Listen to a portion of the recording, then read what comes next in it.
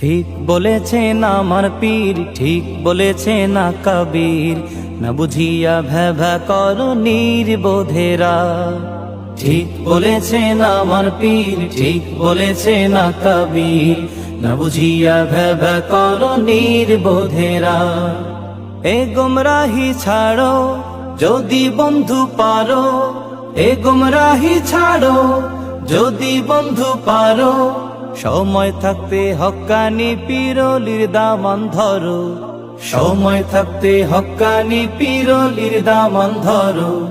হক তরিকায় সুন্নাহ মেনে সঠিক আমল করো।